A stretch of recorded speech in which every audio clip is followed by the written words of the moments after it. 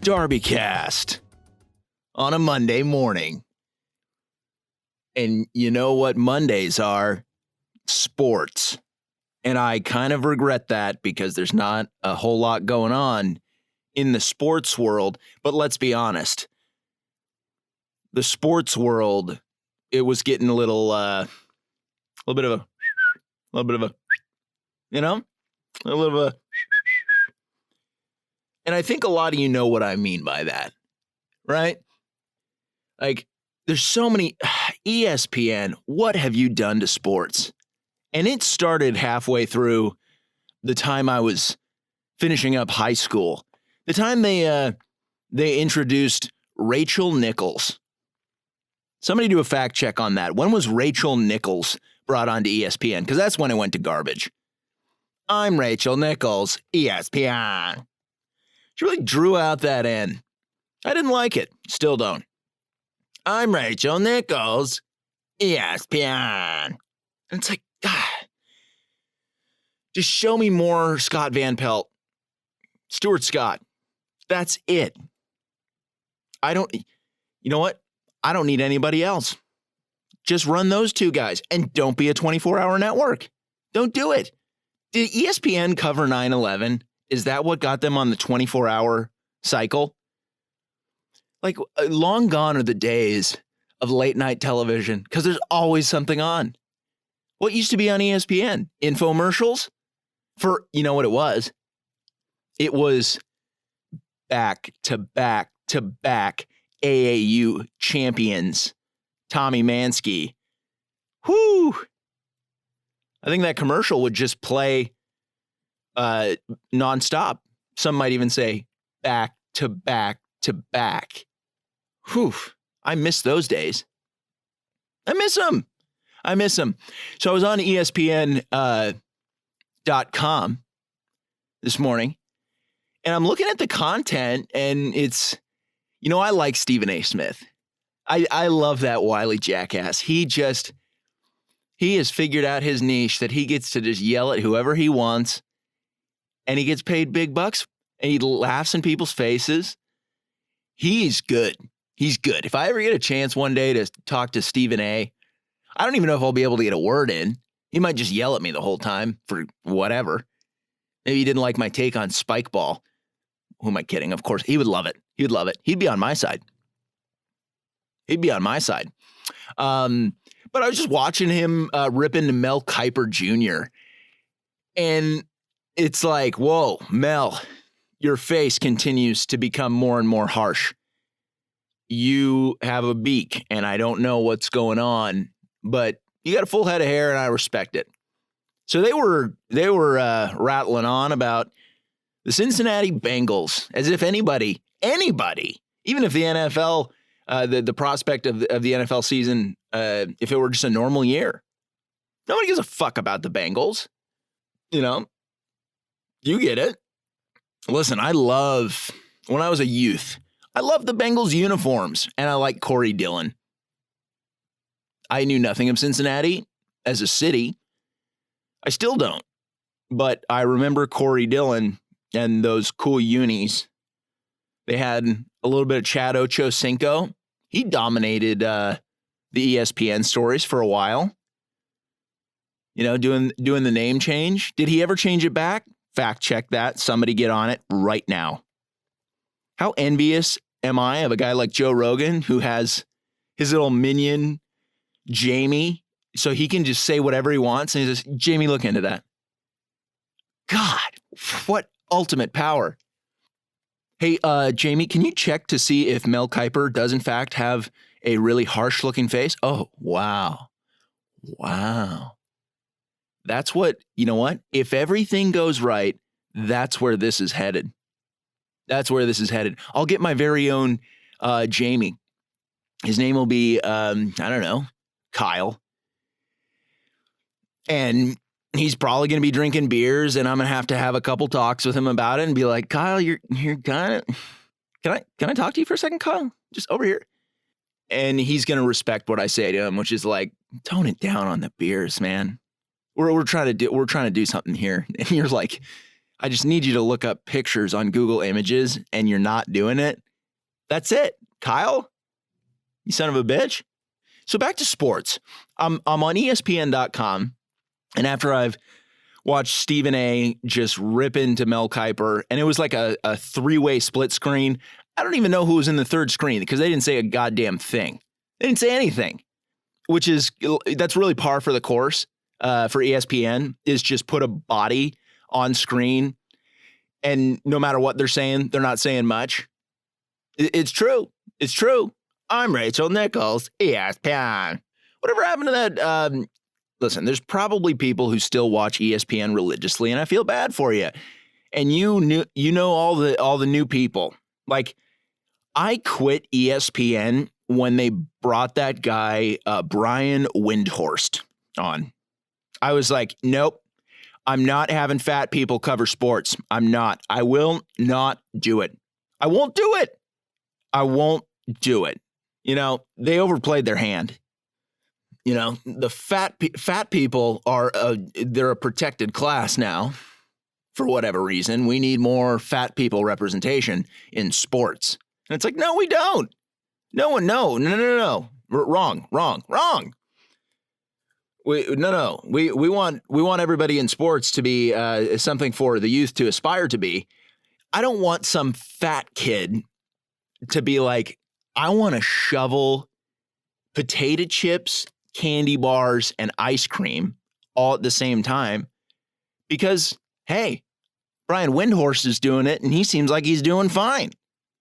No, wrong message. Wrong message. Totally wrong. Incorrect. But I'm on ESPN.com, and one of their like featured videos is Serena Williams and Rob Gronkowski in different places in their houses. They are playing some sort of video tennis match, not on a video game, but just live videos of each other. Neither person is with a tennis racket. And Serena's like giving Gronkowski, who some people call Gronk, she's like coaching him and being like, yeah, you got to let the racket do all the work. And I'm just kind of scratching my head and just being like, what the fuck is going on? Like, stop.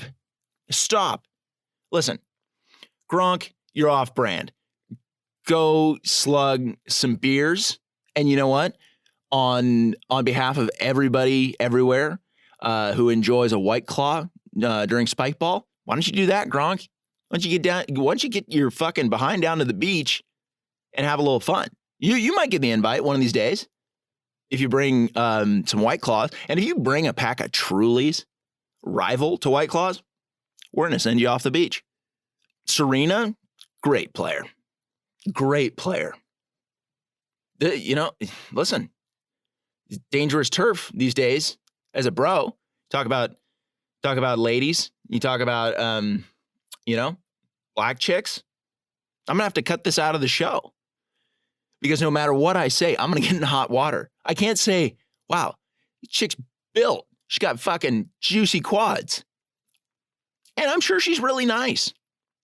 She seems nice. Not on the court. She's fierce. And she talks about that. You know, Serena talked about that in a YouTube video that's really obscure that I happened across as I was on like a 6-hour.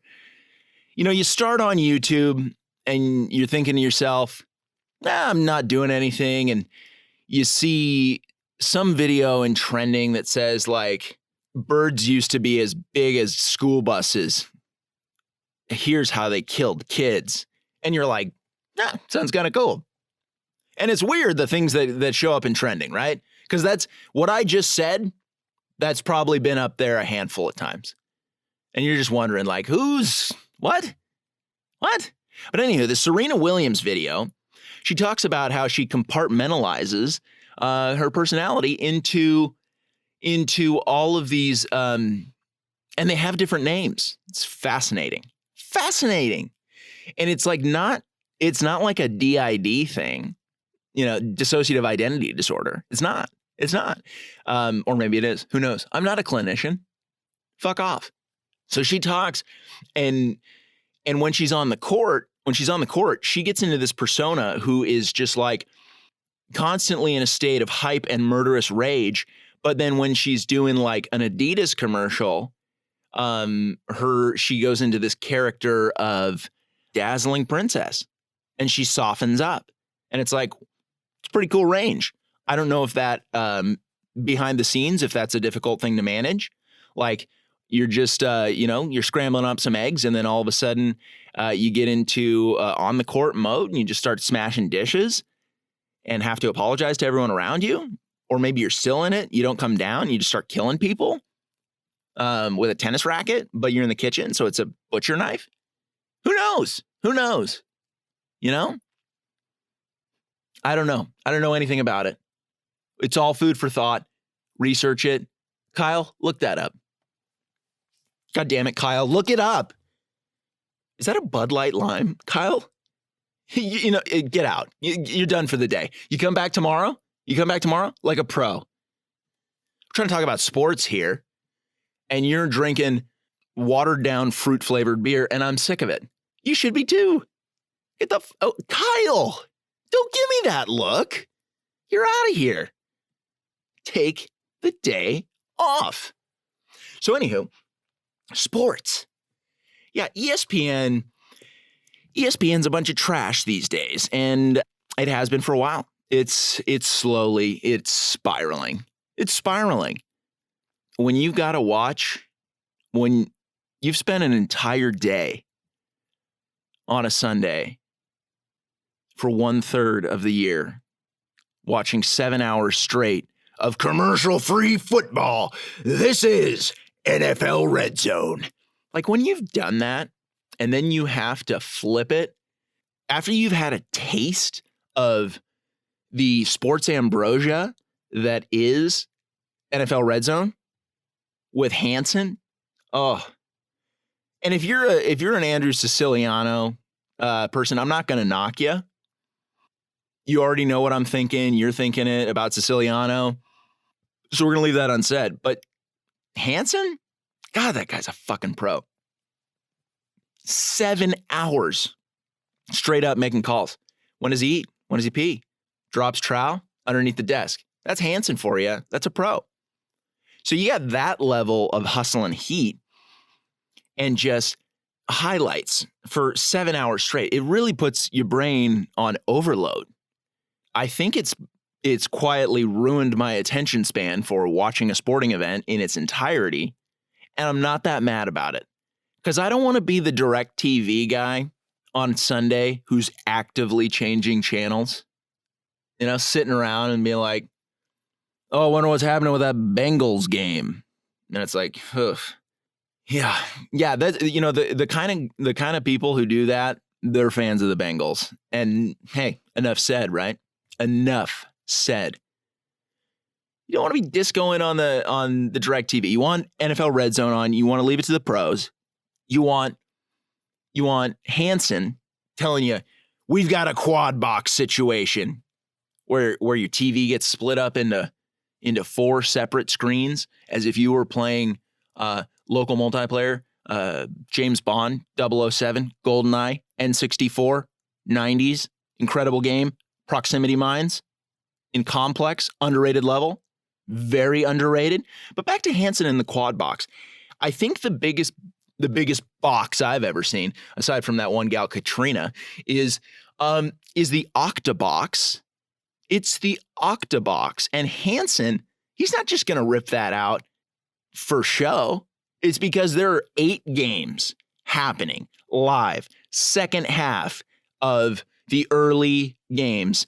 And we've got scoring opportunities for the Jaguars, Steelers, and Ravens, and Saints, and Patriots, and Bears, and Packers, and also the Niners. Hansen is bringing us Octabox.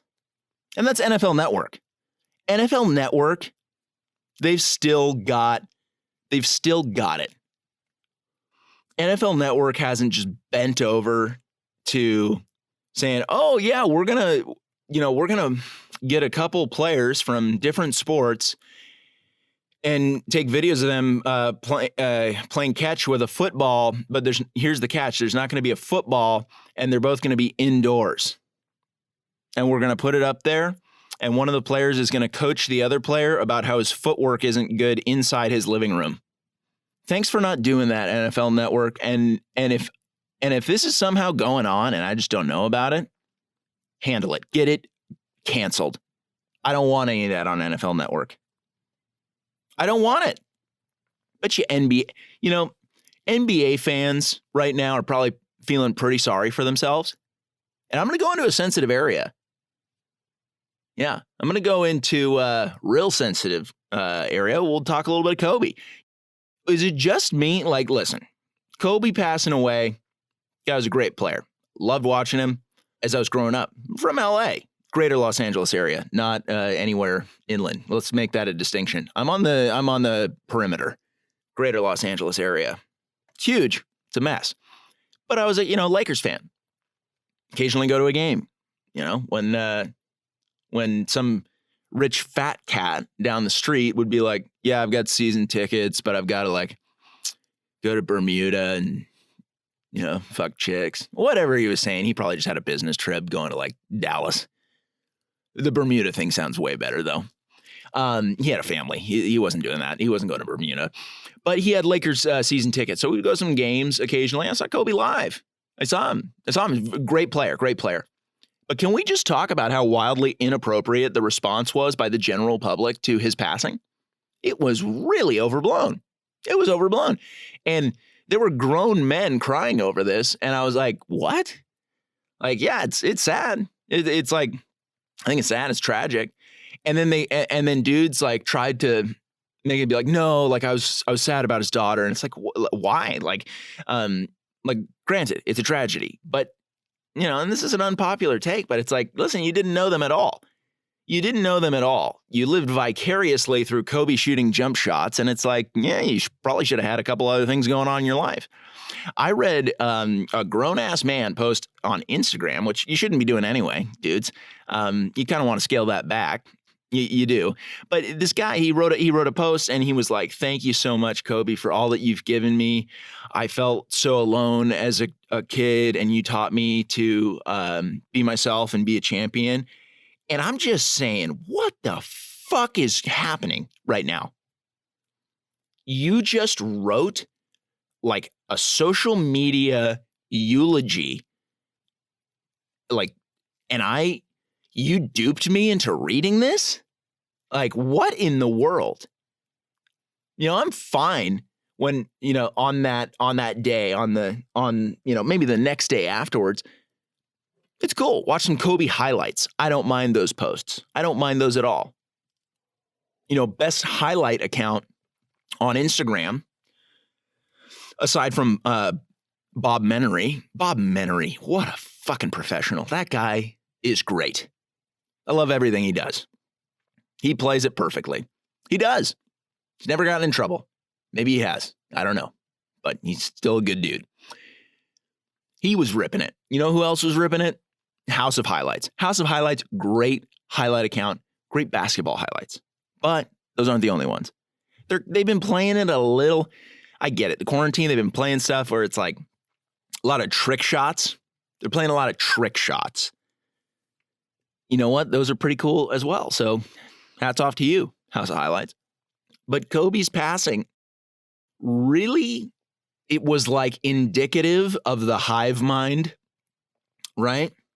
Because you're plugged into the matrix, right? In the internet and your phone and your TV and your tablet, and you're reading and watching so many things that are just going way too hard on Kobe's passing. You got Mel Kiper Jr. in there, trying to, for whatever reason, tell people about how helicopters work. And it's ESPN, you are so off-brand right now.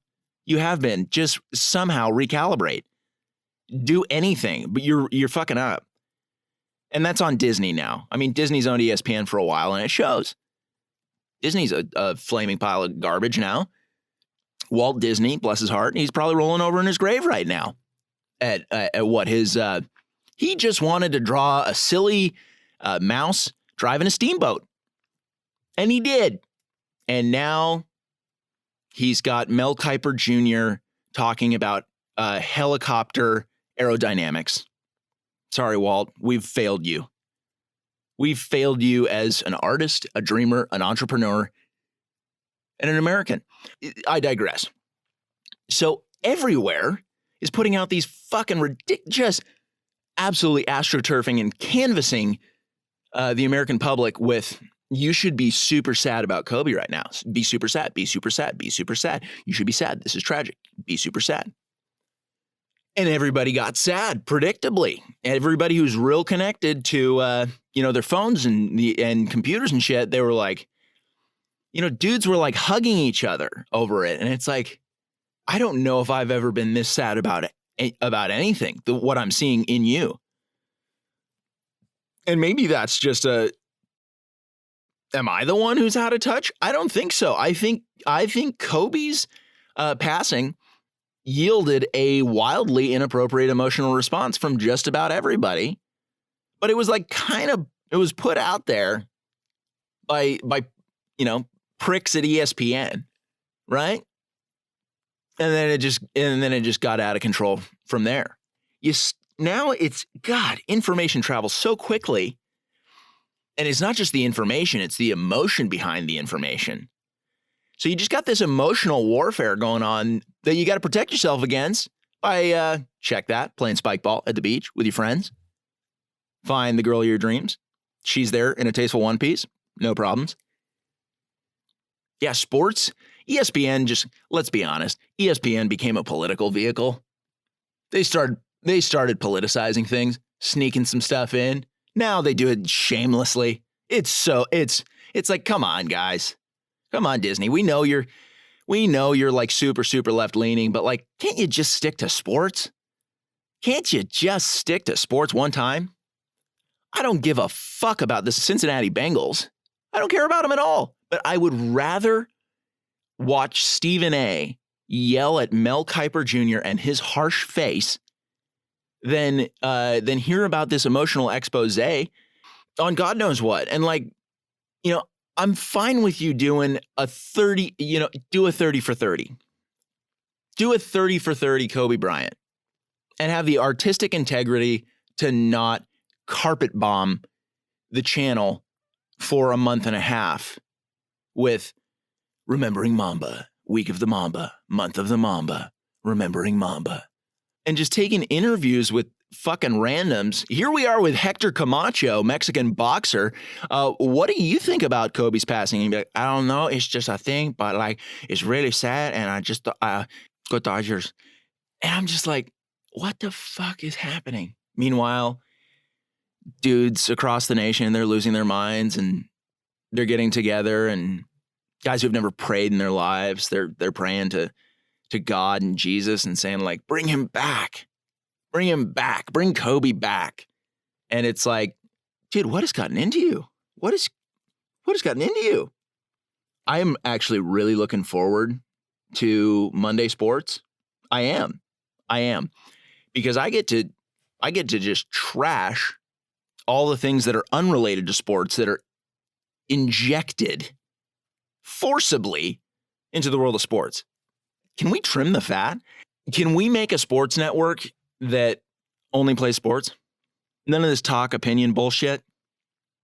None of this trying to be silly, trying to be funny that's super manufactured.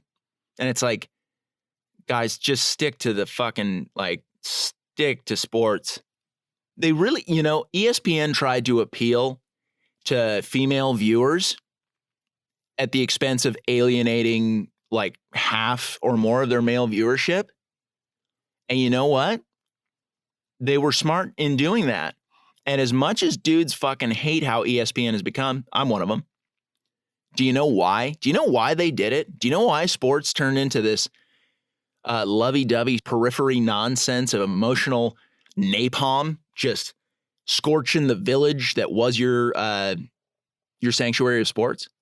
Because they want to serve the ads, the commercials to the chicks. That's right. I don't know if you know, but dudes don't buy a bunch of random shit. I mean, they don't buy as many consumer products. Disney is saying, hey, we're a big company. ESPN, a lot of people watch it. We can serve some ads to people. But here's the deal. Turns out we broke out into a focus group, and gals like sports. They like consuming sports in a very different way than dudes do.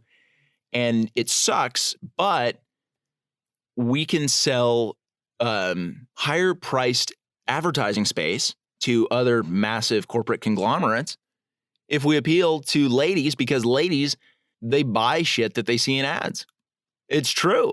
It's true. And no knock on them, but ads are targeted at gals with some pretty thick emotional appeal, right? Like, listen, I don't really watch TV or have the opportunity to watch a lot of commercials. I mean, listen, I still get hit with commercials just like the rest of you, whether I want to or not. But like, you'd have to think that out there, maybe a couple of months ago on ESPN, they were doing like apostrophe membering Mamba by Alexis. And then a bunch of gals who were Lakers fans, sort of, like kind of. They like kind of live in LA and they own a Kobe jersey and they would occasionally throw it on and, you know, drink a beer and feel like, you know, one of the boys. Yeah, that's an ESPN thing. Getting chicks to be like, to put on a jersey like some fat dude from the Midwest. That's really a fat dude from the Midwest thing, putting on a jersey. And I'm fine with that. I don't mind that at all. I think that's pretty cool. But then you just got the chicks into it. And yeah, they make the jerseys look a lot fucking better, right? Than a fat guy in the Midwest. I get it. They look great. They look great. But it's all to sell Lexuses. It's all to sell a Lexus. It's a Lexus. Boom. Uncorked that one. Cat's out of the bag. I feel bad for people who have just been watching sports but haven't been able to articulate, like, you know, they're just like, why does sports kind of suck now? Why has shit gotten all fucking weird? It's to sell things to chicks. That's it. That's it. Look at the number of ads targeted at females. Look this up. I sent Kyle home for the day. He can't look up the numbers, but if you want to look up real information and not just get hit with a bunch of ads, go to Google Scholar and you will find, you know, empirical evidence on what's what. And you'll see that in terms of consumer goods and just overall purchases made, boy, females are leading the charge in a big fucking way. In a big way. And that helps our economy. That is, do you know that that's our entire economy? Is convincing, using highly emotional and politicized language and events to sell shit to chicks. Do you know that that's our entire economy? Because it pretty much is. It pretty much is. You know, maybe this is a little foreshadowing for an Economics Wednesday and say that our economy based on importing cheap consumer goods from foreign countries and then selling them at huge markups to chicks, fat chicks especially. Oh, how easy is it to market to fat chicks? You just don't call them fat chicks and you make them feel like they're just worth $1 million.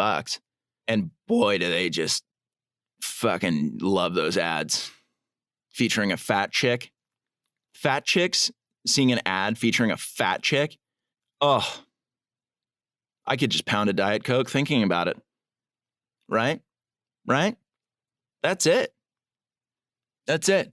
You notice there's a lot of fat chicks on TV now? It's because there's a lot of fat chicks in the country. And we want to market to them because it's super, super fucking easy. They clearly have impulse control issues. Prime target for buying stupid shit. Let's get them involved in ESPN. Maybe we flash a couple of segments with Brian Windhorst, that big old fucking slob. And then those fat chicks are like, fat acceptance. It's here. But that's only on TV. Okay? Let's make no mistake about it. It's very interesting how there's been this big push, but in real life, people are like, no, fat people are kind of gross. But on TV, it's like, wow, did you see that humongous fat chick who did a nude expose for Sports Illustrated? And it's like, listen, Sports Illustrated used to be about hot chicks and sports. And it was cool. It was cool. But as it turns out, people weren't buying enough. And they're like, oh, fuck, we got to find a new audience. What about fat chicks? And somebody in the boardroom was like, is that even on brand? And then the guy who came up with the idea is like, it is now, faggot. And the other guy's like, don't call me that. And the other guy's like, oh, I'm sorry. I'm going to just, I'm fired now. I'm done. But they keep the idea of fat chicks. Listen, ladies, buy stuff. Look up the numbers. Look up by demographics, whatever you want. Look, chop it up by whatever segmentation you want, but it's gals who are leading the charge in everything. In everything. It's not then they're not always spending their money. They're spending people's money. They might be spending their guys' money or their money. I don't know. But they're spending it. They are spending it. And that's why we got to target ads at these gals. That's why we got to do it. If you're an advertiser, what a bunch of fucking money you're wasting by targeting dudes. That's just ad revenue gone, right? So this is the kind of stuff that we've kind of had to put up with. Listen, cat's out of the bag. The reason sports are no good on major networks, you know, with the exception of like NFL Network, is because they're like, hey, let's just sell stuff to fat chicks. And somebody says, well, what about the sports? And that's a damn good question. What about the sports? I'm fine with ESPN doing their little emotional exposés and targeting only females. But like, how about if you're going to do that, please remove the sports from your channel and let other networks kind of pick them up, maybe make the contracts with the leagues, then just kind of have some sports channels, right? I'm going to be honest. Today was the first time that I went to ESPN.com in upwards of 5 years. Upwards of 5 years. And I'm an avid fantasy footballer. I bet you're thinking to yourself, how'd you pull that one off? It's called going to other websites, jackass. Of course I'm going to go to other websites. Of course. Listen, if I want NFL news, I'd rather hear about player injuries than some linebacker who may or may not be a homosexual. But that's like the front page of ESPN. And it's like, God bless you, man. Like, I guess that's a thing. I guess that's cool. But like, that's not really why I watch the NFL. It's not. It's okay.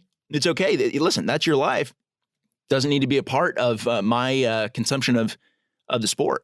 And I think that's fair. I think a lot of people feel that way. A lot of people don't say shit like that because they're pussies. And there may be a time when I regret saying this, when I'm like, was it worth it to speak the truth? But you know what? I think it is. I think it is. Let's just establish that is the downfall of sports.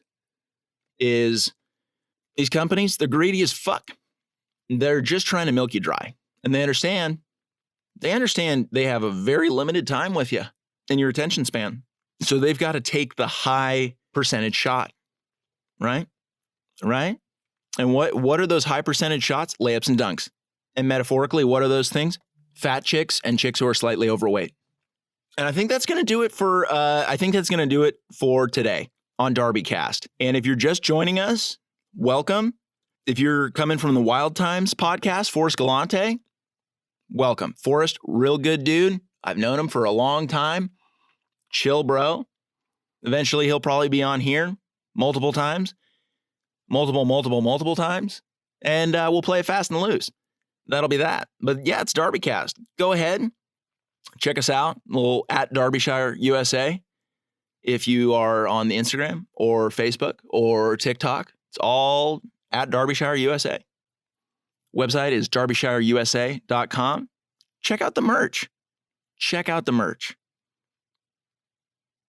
Amazon, Barnes & Noble, Walmart. Get the book. Kindle, iBook, Nook, Kobo.